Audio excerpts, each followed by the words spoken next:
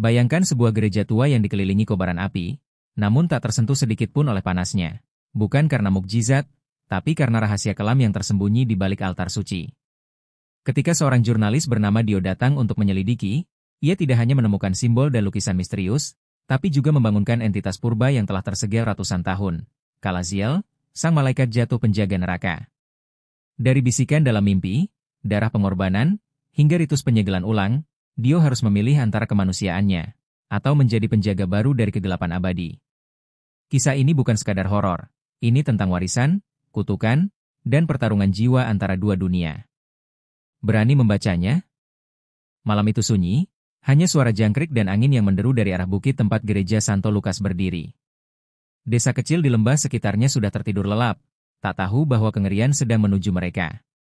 Tepat pukul 2 dini hari, suara ledakan mengguncang keheningan, disusul kobaran api yang menjulang dari beberapa rumah warga. Orang-orang panik berhamburan keluar rumah dalam kondisi mengantuk dan ketakutan, mencoba menyelamatkan diri dari amukan api yang tampak disengaja. Asap hitam menutupi langit, membentuk siluet menyeramkan di bawah cahaya bulan yang samar. Tak ada petugas pemadam, tak ada bantuan dari luar, hanya kepanikan dan jeritan yang memecah malam itu. Kelompok bersenjata misterius terlihat berjalan dengan senjata laras panjang dan obor di tangan mereka, membakar bangunan demi bangunan tanpa ampun. Mereka mengenakan penutup wajah dan berbicara dalam bahasa asing yang tak dikenali oleh warga desa. Ketika mereka mulai mendekati gereja di atas bukit, warga yang bersembunyi mengira bangunan suci itu akan menjadi korban berikutnya. Tapi sesuatu yang aneh terjadi. Api yang mereka lemparkan ke arah dinding gereja berhenti di udara, lalu padam seketika. Kobaran yang menyentuh rerumputan di sekitar bangunan suci itu seolah tak bisa merambat lebih jauh. Gereja itu berdiri kokoh dan utuh, dikelilingi bara api, namun tak tersentuh sedikit pun. Para penyerang mencoba lagi. Kali ini mereka melemparkan bom molotov ke pintu utama, namun botol pecah tanpa menyulut api. Salah satu dari mereka, frustrasi, menghampiri gereja dan mencoba menendang pintu, namun tubuhnya terpental mundur seolah menabrak tembok tak terlihat. Warga yang mengintip dari kejauhan menyaksikan semua ini dengan ngeri dan heran. Beberapa bahkan mulai berdoa di tempat persembunyian mereka, meyakini bahwa Tuhan telah turun tangan secara langsung. Tapi rasa takjub itu bercampur dengan rasa takut yang jauh lebih dalam. Apa sebenarnya yang melindungi gereja itu? Keesokan harinya, saat api telah padam dan para penyerang pergi entah kemana, warga desa mulai memberanikan diri mendekati gereja.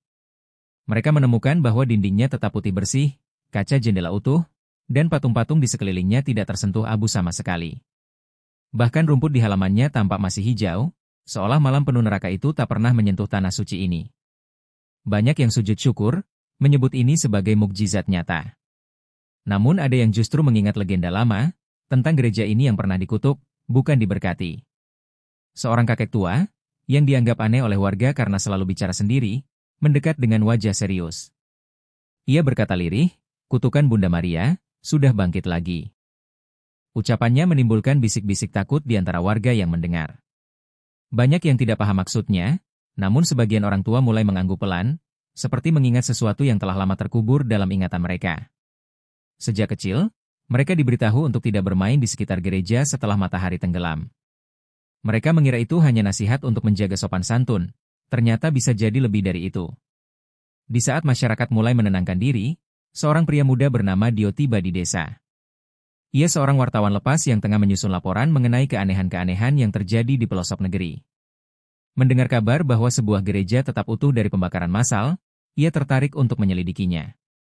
Dio bukan orang yang mudah percaya pada hal gaib. Baginya, semua kejadian memiliki penjelasan logis, dan ia ingin membuktikan bahwa gereja itu mungkin memang tahan api karena struktur bangunannya atau hal teknis lainnya. Namun semakin banyak ia mendengar dari warga, semakin banyak pertanyaan yang muncul di kepalanya. Ia mewawancarai beberapa penduduk dan mendapat cerita yang nyaris mustahil dipercaya. Salah satunya berkata bahwa ia melihat kilatan cahaya putih membentuk dinding tak terlihat di sekitar gereja. Yang lain bersumpah mendengar suara nyanyian dari dalam gereja, padahal pintunya terkunci rapat dan tak ada siapapun di dalam. Dio mencatat semua itu dalam jurnalnya, sambil menandai waktu dan lokasi kejadian. Semua ini terasa seperti potongan teka-teki besar yang belum lengkap. Dio memutuskan untuk naik ke bukit dan memeriksa gereja secara langsung. Saat berdiri di halaman gereja, ia merasakan hawa dingin yang tidak wajar, berbeda dari panas siang hari. Angin tidak bergerak, namun bulu kuduknya berdiri. Ia mencoba membuka pintu utama, dan ternyata tidak terkunci. Ketika pintu itu terbuka perlahan, tak ada bunyi engsel berderit atau debu beterbangan seperti yang ia harapkan dari bangunan tua. Yang ada hanya keheningan mencekam dan aroma dupa yang samar. Langkah pertamanya masuk ke dalam gereja menjadi awal dari penyelidikan yang tak akan pernah bisa ia lupakan. Dio menyadari bahwa ia baru menyentuh permukaan dari misteri yang jauh lebih gelap dan tua dari yang bisa dibayangkannya. Ia belum tahu bahwa gereja ini telah menyimpan sesuatu yang tak pernah tidur, sesuatu yang dulu pernah dikurung, dan kini mulai terbangun kembali. Begitu Dio masuk ke dalam gereja, kesan pertama yang ia rasakan bukanlah kesucian, melainkan kehampaan yang membeku. Bangunan itu terang oleh cahaya alami dari jendela-jendela kaca patri berwarna, namun suasananya seperti hampa waktu. Tak ada suara, tak ada debu beterbangan, dan udara di dalam begitu dingin meskipun di luar mentari menyengat. Dio melangkah pelan di tengah lorong utama gereja, matanya menyapu ke sekeliling. Salib tergantung di depan altar tampak lebih tua dari bangunan itu sendiri, dengan pahatan kayu yang mulai retak namun tidak lapuk. Di balik altar, perhatian Dio tertuju pada sesuatu yang besar dan tak biasa. Sebuah lukisan kuno yang tergantung di dinding batu. Lukisan itu berukuran besar, hampir 2 meter lebarnya, dan menggambarkan sosok bersayap hitam berdiri di tengah kobaran api, dengan cahaya emas di atas kepalanya. Sosok itu tidak menyerupai malaikat seperti dalam ajaran Kristen biasa. Wajahnya setengah tertutup tudung, dengan mata seperti bara merah menyala. Dio bergidik melihatnya. Di sudut bawah lukisan, terdapat tanda tangan pelukis dan tahun pembuatan. 1671 Benedictus Cassancti. Nama itu tak asing bagi Dio. Ia pernah membaca di arsip Vatikan Digital bahwa Benedictus Sancti adalah pelukis terkutuk yang lukisannya pernah dilarang keras karena dianggap menyisipkan simbol Luciferian ke dalam karya religius. Dio mendekati lukisan itu dan memperhatikan lebih seksama. Di antara api dan bayangan, terdapat pola-pola aneh yang menyerupai simbol kuno. Ia memotret lukisan itu lalu mengirim gambar ke kenalannya di Roma, Profesor Vincenzo Alvarez, pakar ikonografi dan sejarah gereja. Tak lama kemudian, sang profesor membalas dengan singkat, "Hentikan investigasimu. Simbol itu adalah segel Calazial. Itu bukan lukisan biasa. Itu penjaga." Pesan itu membuat Dio semakin tertarik, bukan mundur. Baginya, semakin sesuatu dilarang, semakin besar nilai berita dan kebenaran yang dikandungnya. Ia pun mulai mencari catatan sejarah gereja ini untuk mengetahui bagaimana lukisan tersebut bisa berada di sana. Di ruang sakristi, Dio menemukan rak-rak tua berisi dokumen gereja sejak abad ke-18. Sebagian besar rusak atau tak terbaca, namun satu dokumen mencolok karena tersimpan rapi di dalam kotak kaca kecil. Dokumen itu bertuliskan tangan, lukisan penebus api, disumbangkan oleh Uskup Rahmanus tahun 1702. Isinya menjelaskan bahwa lukisan tersebut dikembalikan ke gereja ini setelah hilang selama lebih dari seabad. Tempat asalnya adalah sebuah biara di Portugal yang kini telah runtuh akibat gempa bumi dan kebakaran besar. Dio menandai satu kalimat, lukisan ini tidak boleh disimpan di tempat ibadah manapun, namun harus dijaga dan disegel oleh darah penjaga. Semakin dalam Dio menelusuri sejarahnya, semakin ia menemukan keanehan. Ada foto hitam putih dari tahun 1920 yang menunjukkan altar gereja ini tanpa lukisan tersebut. Artinya, lukisan itu sempat dipindahkan atau disembunyikan selama beberapa dekade. Mengapa? Mungkinkah karena pengaruh buruk yang ditimbulkan? Dio mulai mengingat kisah-kisah dari warga tentang mimpi buruk, suara nyanyian malam, dan bayangan makhluk bersayap. Semua itu tampaknya mengarah pada satu pusat kekuatan, lukisan itu sendiri. Tapi bagaimana lukisan bisa mempengaruhi dunia nyata? Di dinding dekat altar, Dio menemukan ukiran batu yang nyaris tak terlihat. Dengan bantuan cahaya senter, ia melihat simbol yang sama dengan yang ada di lukisan, lingkaran dalam lingkaran, dengan 6 sudut dan mata di tengahnya. Ia mengabadikan ukiran itu dan mencocokkannya dengan simbol okultisme yang pernah ia pelajari. Simbol tersebut dikenal sebagai gerbang Calazial, entitas dalam demonologi kuno yang dipercaya sebagai perantara antara alam manusia dan dunia api. Calazial bukan nama malaikat dalam kitab manapun, dan lebih sering disebut dalam teks-teks yang dihindari gereja utama. Dio merasa tak nyaman. Ia duduk di bangku gereja dan menatap altar lama. Semakin ia berpikir, semakin ia merasa bahwa gereja ini bukan hanya sekadar bangunan tempat beribadah, tapi mungkin juga semacam segel spiritual. Ia mulai percaya bahwa gereja ini memang dijaga, tapi bukan oleh kekuatan surgawi seperti yang diyakini warga, melainkan oleh sesuatu yang lebih tua, lebih gelap, dan jauh dari pemahaman manusia biasa. Sesuatu yang tidak ingin diganggu. Sesuatu yang bisa membalas jika dirusak. Saat Dio memeriksa bagian bawah altar, ia menemukan celah kecil seolah ada lorong tersembunyi. Namun celah itu dipenuhi batu dan puing-puing yang sepertinya sengaja ditumpuk untuk menutup akses. Di sisi kiri altar, terdapat simbol kuno yang terpahat dengan tinta merah pudar. Dio menyalin bentuknya ke dalam buku catatannya, sambil berpikir keras. Jika lukisan itu adalah penjaga, maka mungkin ada sesuatu yang dijaganya, atau dikurungnya, di bawah gereja ini. Kemungkinan itu membuatnya gemetar, tapi juga tak bisa berhenti. Malam pun tiba saat Dio masih berada di gereja. Ketika ia berdiri di hadapan lukisan itu untuk terakhir kalinya sebelum pulang, ia merasa lukisan tersebut menatap balik. Bukan secara harfiah, tapi ada energi yang membuat tengkuknya dingin dan dadanya sesak. Di luar, angin bertiup keras dan pintu gereja berderak seperti ingin tertutup sendiri. Dio menatap langit-langit, mencoba menguatkan diri. Ia sadar, penyelidikan ini jauh lebih berbahaya dari yang ia bayangkan. Tapi sudah terlambat untuk mundur. Dalam perjalanan pulang ke penginapan, Dio merasa diikuti. Setiap bayangan, setiap suara ranting patah membuatnya gelisah. Dalam hati, ia bertanya-tanya, apakah ia telah membuka pintu yang seharusnya tetap terkunci? Ia baru mulai menyentuh lapisan pertama dari rahasia besar di balik gereja ini, dan kini ia menyadari bahwa yang melindungi gereja itu mungkin juga mengintainya. Setelah kejadian malam pembakaran, sebagian besar warga desa memilih mengungsi ke kota terdekat. Mereka tinggal di tenda-tenda darurat yang disediakan oleh sukarelawan dan organisasi kemanusiaan. Dio mengikuti mereka, bukan hanya untuk mendokumentasikan kondisi para pengungsi, tetapi untuk mencari tahu apa sebenarnya yang mereka lihat malam itu. Ia percaya bahwa kesaksian langsung bisa menjadi kunci untuk memahami kekuatan misterius yang melindungi gereja tersebut. Dio membawa catatan, rekaman suara, dan kamera kecil, siap mendengar cerita yang mungkin tak akan diterima oleh logika biasa. Wawancara pertama Dio adalah dengan seorang ibu muda bernama Melia, yang mengungsi bersama dua anaknya. Dengan suara pelan dan gemetar, Melia menceritakan bahwa saat api melahap rumah-rumah, ia berlari bersama anak-anaknya ke bukit, berharap berlindung di dalam gereja. Tapi saat sampai di halaman, ia tertegun melihat sosok besar berdiri di udara. Ia punya sayap tapi bukan putih. Hitam. Seperti arang terbakar, katanya. Wajahnya, tidak bisa kulihat, tapi aku tahu dia sedang melihat ke arah kami. Tapi bukan kami yang ditakutinya, dia menjaga gereja itu. Dio mencatat dengan cepat. Ini bukan cerita normal, ini mengarah pada sesuatu yang mungkin bukan dari dunia ini. Kesaksian lain datang dari seorang anak kecil bernama Danu. Ia tidak bisa berhenti menggambar. Di dinding tenda tempatnya mengungsi, terpajang lusinan gambar yang semuanya memiliki satu ciri khas, sosok bersayap besar berdiri di tengah api, dengan mata merah dan simbol aneh di tubuhnya. Ketika Dio bertanya dari mana anak itu melihatnya, Danu menjawab polos, dia datang dalam mimpiku. Katanya aku harus menggambar supaya dia tetap ingat. Perkataan itu membuat bulu kuduk Dio berdiri. Bagaimana mungkin anak sekecil itu bisa menggambar simbol yang mirip dengan yang ia temukan di altar gereja? Seorang pria tua bernama Pak Leman, yang dianggap sebagai tokoh masyarakat, mengaku mendengar nyanyian aneh di malam kejadian. Menurutnya, suara itu seperti paduan suara Gregorian, namun dengan bahasa yang tak dikenalnya. Nada-nadanya naik turun seperti doa, tapi juga seperti pemanggilan. Aku merasa ingin ikut bernyanyi, padahal aku ketakutan setengah mati.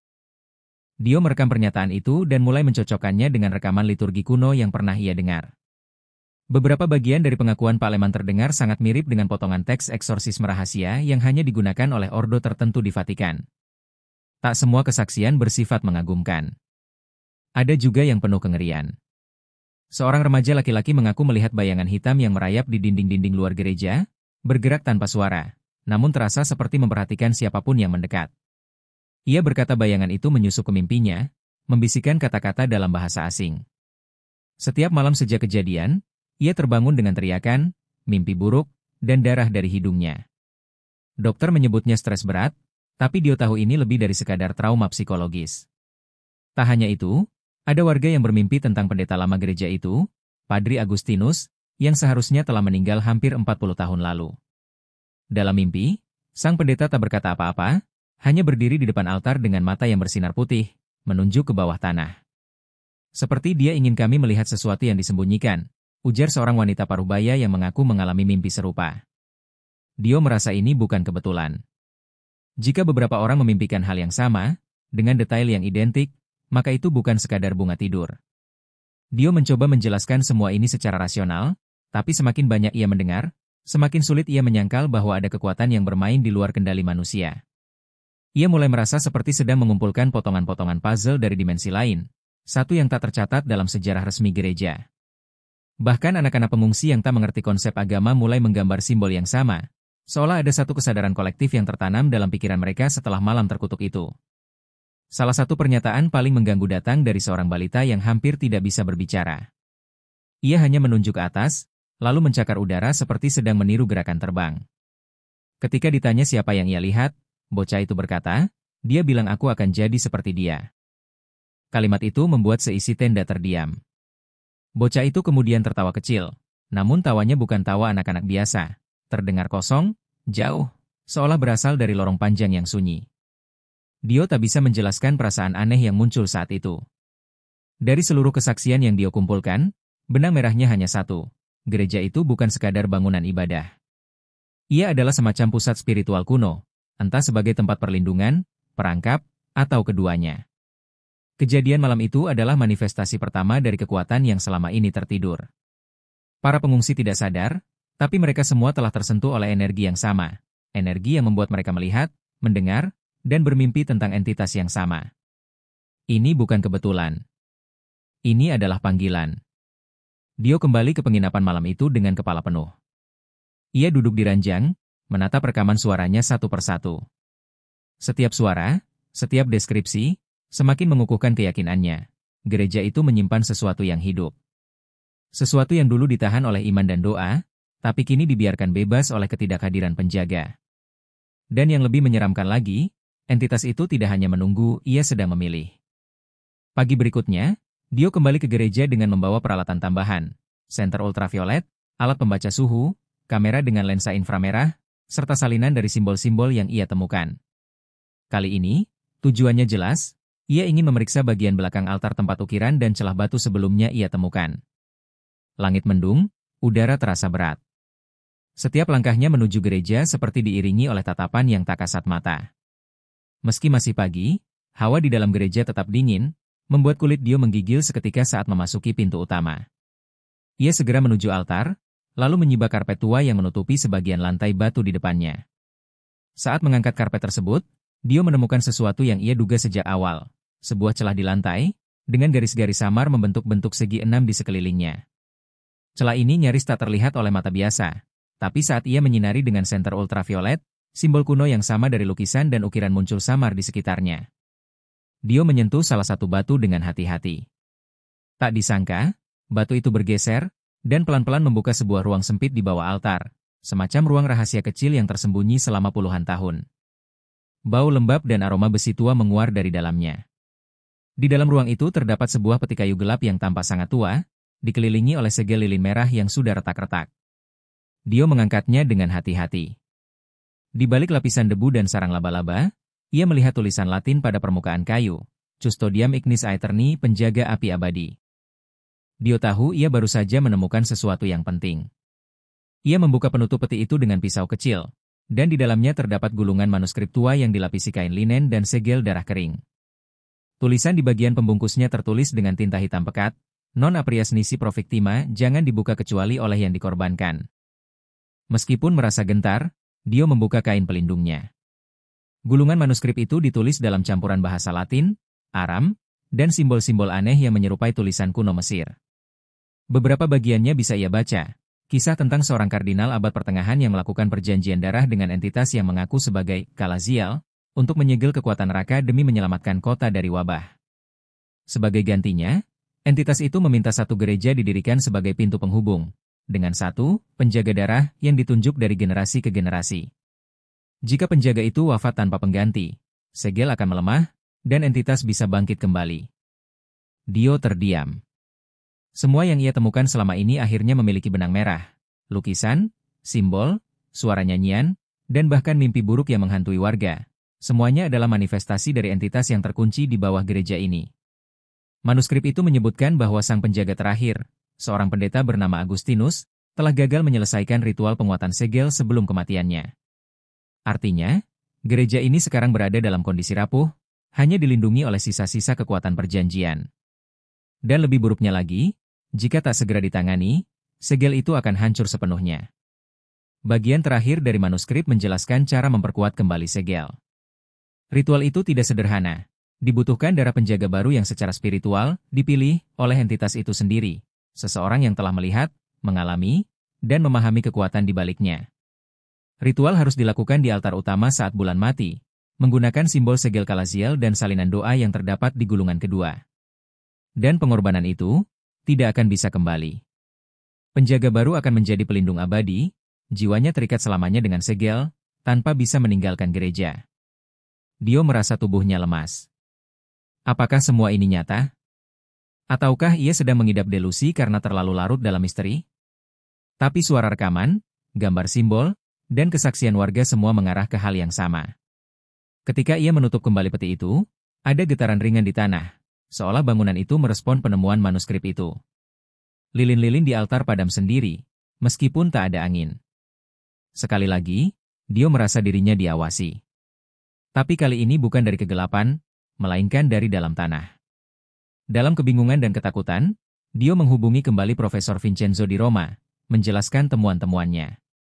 Tapi saat panggilan tersambung, yang terdengar hanyalah suara berat dan napas kasar. Bukan suara manusia biasa.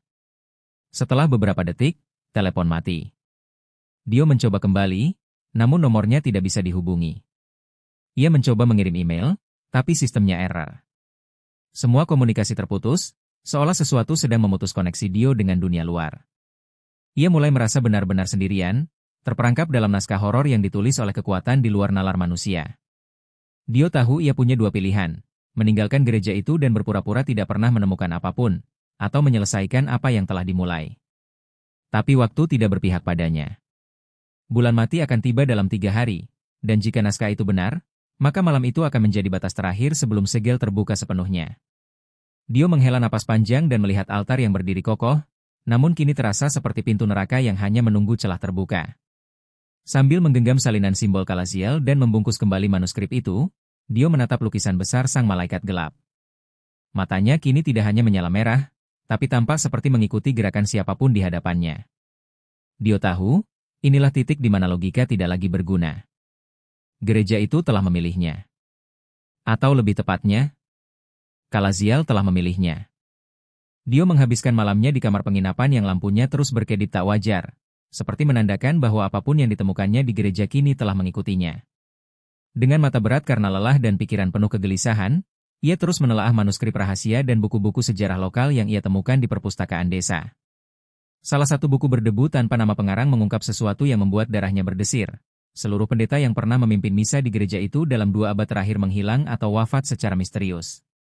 Rata-rata mereka tak meninggalkan catatan akhir, dan jenazah mereka jarang ditemukan. Gereja itu bukan hanya tempat ibadah, tapi tempat pengorbanan. Nama terakhir yang tercatat adalah Pastor Agustinus, pendeta yang dikenal saleh, pendiam, dan sangat jarang terlihat oleh warga. Ia dikenal suka berdoa larut malam dan tidak pernah tidur di rumah pastoran, melainkan selalu menginap di ruang belakang altar. Beberapa warga bahkan mengaku mendengar suara bisikan dari ruangannya, seolah ia tengah berbicara dengan seseorang yang tak terlihat. Hingga pada suatu malam di tahun 1986, Pastor Agustinus menghilang tanpa jejak. Pintu altar ditemukan terbuka, namun gereja tetap terkunci dari dalam. Tak ada tanda perlawanan, tak ada darah, hanya salib besar yang tergeletak terbalik di depan altar. Dio menelusuri lebih lanjut dan menemukan surat tua dari seorang murid seminaris yang pernah dilatih oleh Agustinus. Dalam surat itu, sang murid bercerita bahwa Agustinus kerap mengajarkan doa-doa dalam bahasa Aram kuno, bahasa yang tak pernah diajarkan dalam pendidikan gereja standar. Ia juga menyebut bahwa Agustinus pernah berkata, "Setiap malam aku berdiri di antara 2 dunia. Jika aku berhenti, dunia kalian akan terbakar." Surat itu berakhir dengan kalimat mengganggu, dia bukan hanya pendeta. Dia penjaga perjanjian. Tapi penjaga juga bisa lelah. Dalam dokumen gereja yang tak dipublikasikan, Dio menemukan bahwa setiap Jumat malam, Agustinus melakukan ritual rahasia yang disebut liturgi penahan neraka, sebuah rangkaian doa dan simbol untuk memperkuat segel Kalaziel.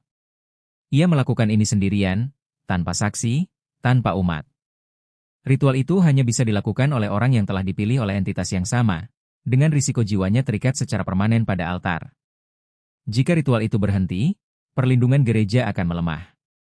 Dan sejak Agustinus menghilang, tidak pernah ada penerus. Kengerian semakin nyata saat Dio mengetahui bahwa dalam silsilah kepemilikan gereja, semua imam dan pengurus yang memegang kunci utama gereja adalah keturunan dari satu keluarga, keturunan langsung dari kardinal yang membuat perjanjian dengan Kalaziel ratusan tahun lalu. Dio meneliti lebih lanjut silsilah itu dan menemukan kejutan yang menggetarkan. Nama belakang ibunya tertera dalam daftar keturunan. Ia adalah bagian dari garis keturunan itu. Takdir gereja ini ternyata telah mengalir dalam darahnya. Dan mungkin alasan kenapa ia merasa tertarik datang ke tempat ini bukanlah kebetulan, melainkan panggilan darah. Ketika Dio mencoba menyangkal semuanya, mual dan sakit kepala menyerangnya tiba-tiba. Dalam penglihatan singkat yang muncul seperti kilatan petir, ia melihat sosok pendeta dengan mata putih menyala, berdiri di depan altar yang terbakar, sambil mengucapkan kata-kata dalam bahasa yang tidak ia pahami. Sosok itu lalu berubah menjadi dirinya sendiri, mengenakan jubah hitam dan memegang salib darah. Dio terbangun dari penglihatan itu dengan keringat dingin. Ia tahu, ini bukan delusi, ini adalah peringatan. Atau lebih tepatnya, panggilan tugas yang diwariskan. Semakin waktu berjalan, Dio mulai merasakan suara-suara berbisik di gereja meski ia sedang sendirian. Suara itu tidak lagi mengganggu, tapi membujuk, mendorongnya untuk membuka ruang bawah tanah, menyelesaikan ritual, dan mengambil tempatmu. Kalaziel tidak lagi mencoba bersembunyi. Ia kini aktif mencari penjaga baru. Dan semua tanda mengarah pada Dio. Saat Dio berjalan melintasi lorong gereja, salib-salib di dinding bergetar pelan. Jendela kaca patri menunjukkan kilauan cahaya yang tak berasal dari luar. Gereja itu hidup, dan tengah memanggil pemilik barunya. Namun semua kekuatan itu tidak datang tanpa kutukan. Dalam manuskrip tambahan yang disimpan di dalam mimbar tua, Dio membaca bahwa penjaga segel akan mengalami penderitaan jiwa yang tak terukur. Ia akan hidup dalam dua dunia, tubuhnya di bumi, tapi rohnya terkunci bersama Kalaziel di balik segel. Ia akan mendengar suara-suara dari kegelapan setiap malam. Mimpi buruk akan menjadi kehidupan, dan kehidupan akan menjadi kabut tipis yang tak bisa disentuh. Dengan kata lain, menjadi penjaga berarti kehilangan kemanusiaan secara perlahan. Disinilah Dio dihadapkan pada pilihan terdalam dalam hidupnya. Apakah ia akan meneruskan kutukan keluarga dan menjadi penjaga baru, menyelamatkan desa dan dunia dari kehancuran, atau lari dari semuanya, dan membiarkan gerbang Kalaziel terbuka lebar? Ia tahu, waktu hampir habis. Bulan mati tinggal 2 malam lagi. Dan tanda-tanda sudah terlalu jelas untuk diabaikan. Bahkan mimpi buruk para pengungsi semakin intens, dan suara nyanyian dari gereja kini terdengar meski dari kejauhan. Malam itu, Dio berdiri di tengah altar. Ia menatap lukisan Kalaziel yang tampak bersinar dengan aura merah keunguan. Dalam hatinya, ia tahu, pendeta-pendeta sebelumnya jatuh bukan karena takut, tapi karena kelelahan. Mereka sendirian. Kini giliran Dio. Tapi ia tak berniat jatuh seperti mereka. Ia akan menyelesaikan apa yang telah dimulai ratusan tahun lalu.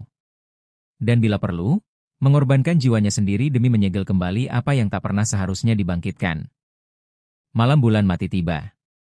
Langit seperti diselimuti abu, tak satu bintang pun terlihat. Suasana desa terasa lebih sunyi dari biasanya, seolah seluruh kehidupan menahan napas menghadapi sesuatu yang akan pecah kapan saja. Dio kembali ke gereja dengan langkah berat namun pasti.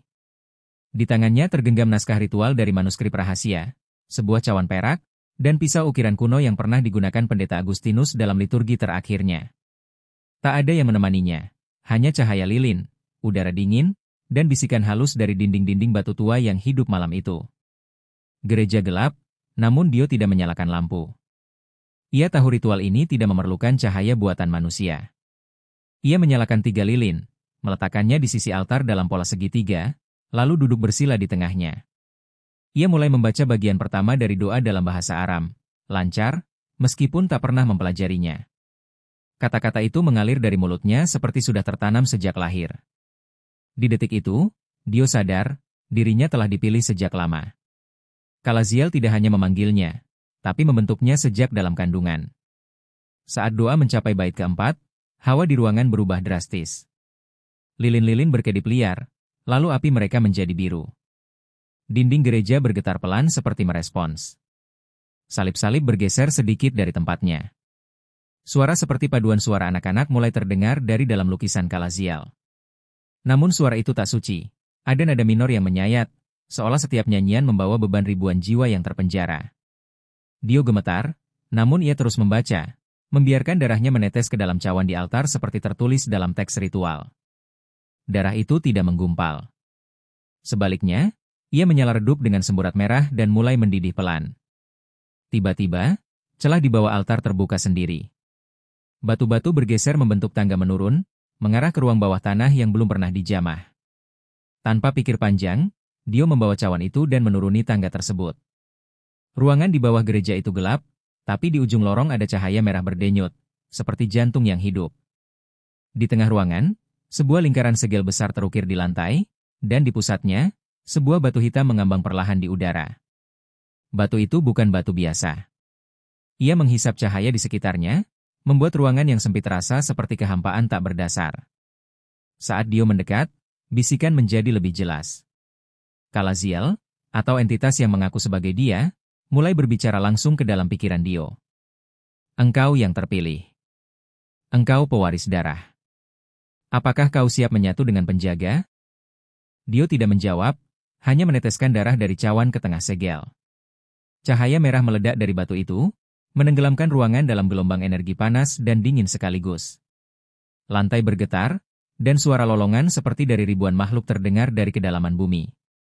Tiba-tiba, tubuh Dio terangkat tanpa kendali. Ia melayang di atas lingkaran segel, jubahnya berkibar, mata terpejam, dan darah dari cawan kini melingkar membentuk pola simbolik di udara. Dari balik dinding, muncul bayangan hitam bersayap, bentuk Kalaziel, dalam rupa setengah malaikat, setengah iblis, dengan mahkota duri membara di kepalanya. Tapi ia tidak menyerang. Ia menyatu ke dalam tubuh Dio perlahan, seperti roh yang masuk ke dalam bejana baru. Dio menjerit, bukan karena sakit, tapi karena seluruh kehidupannya seakan tercabik, jiwanya diperas, dikosongkan, lalu diisi ulang. Setelah beberapa menit yang terasa seperti berabad-abad, tubuh Dio jatuh ke lantai. Sunyi. Tak ada lagi cahaya, tak ada lagi suara. Tapi saat ia membuka matanya, warna putihnya menghilang. Kini mata Dio memancarkan cahaya keemasan dan merah darah. Ia berdiri dengan perlahan. Di balik diamnya, gereja mulai bernafas. Celah altar tertutup sendiri, segel mengunci kembali, dan lilin-lilin menyala tanpa disentuh. Kalaziel tidak lagi bebas, tapi juga tidak lagi di penjara sendirian. Ia telah menyatu dalam tubuh Dio, menjadi penjaga baru yang lahir dari kematian lama. Dio keluar dari ruang bawah tanah dan berjalan ke altar. Gereja kini terasa berbeda. Tidak menyeramkan, tapi sakral. Angin sepoi masuk melalui jendela kaca patri, membawa aroma dupa yang tidak dinyalakan. Lukisan Kalaziel kini tidak lagi mengancam, tapi tenang. Sosok bersayap hitamnya tersenyum samar, dan warna lukisan menjadi lebih hangat. Dio tahu, ia telah menjadi bagian dari perjanjian yang tidak bisa dibatalkan. Ia adalah penjaga, penerus, dan sekaligus korban. Namun di balik keberhasilan itu, tersimpan pertanyaan besar, berapa lama segel akan bertahan sebelum entitas itu kembali mencoba bebas?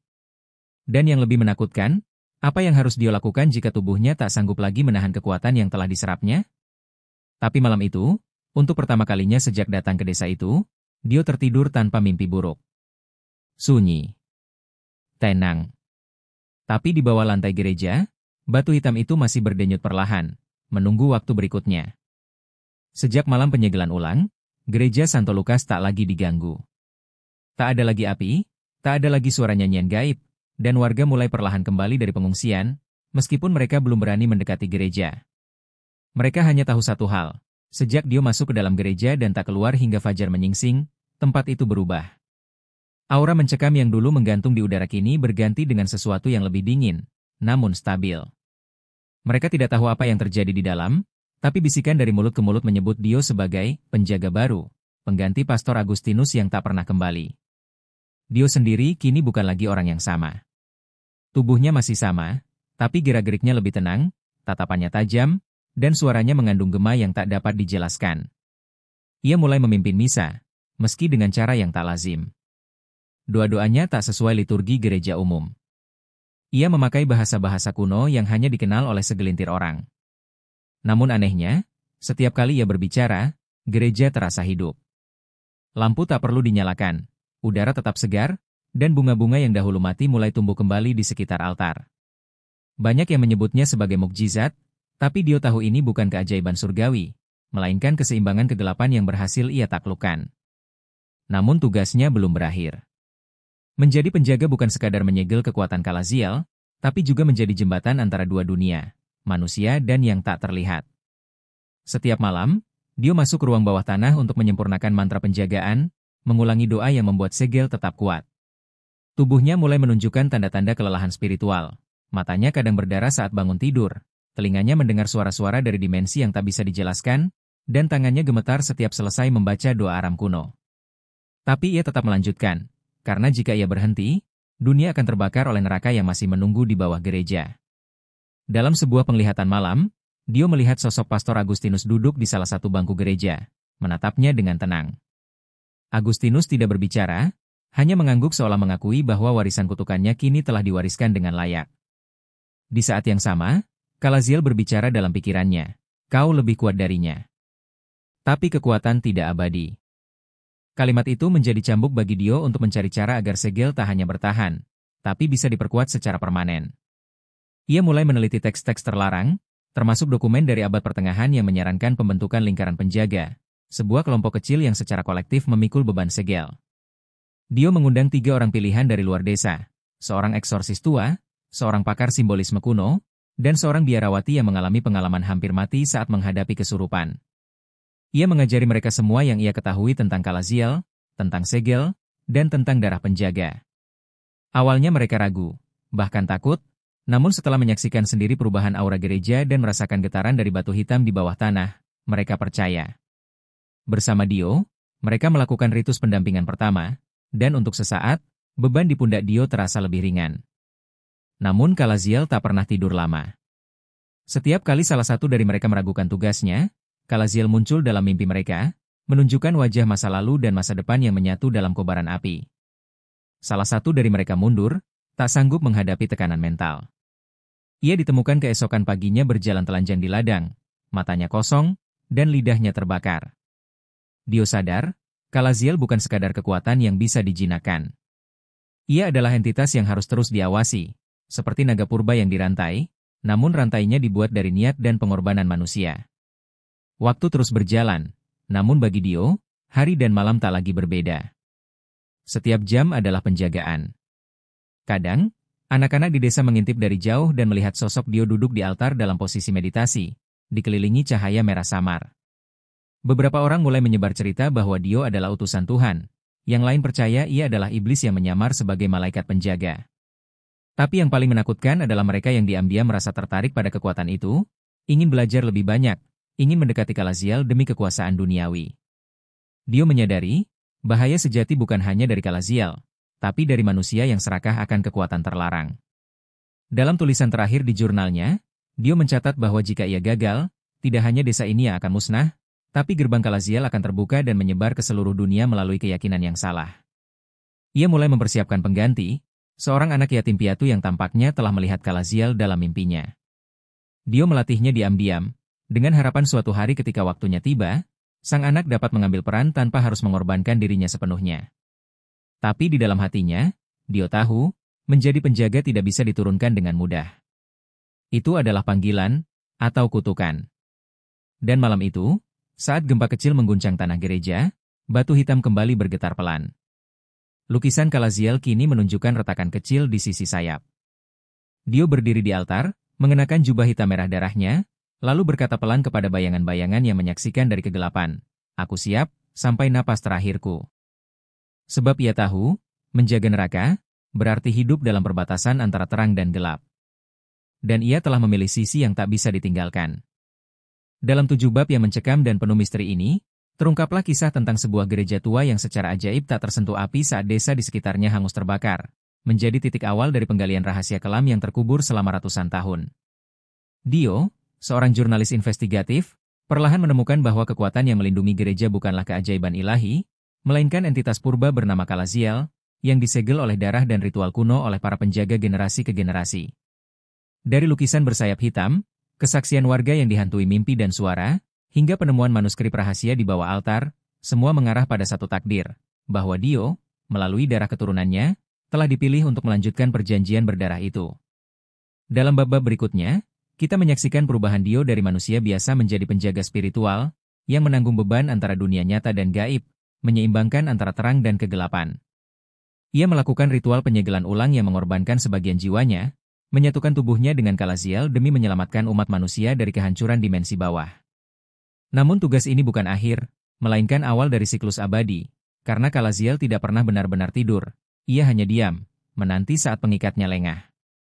Dan kini, Dio berdiri sebagai penjaga baru dari neraka lama yang masih berdenyut di balik dinding batu suci.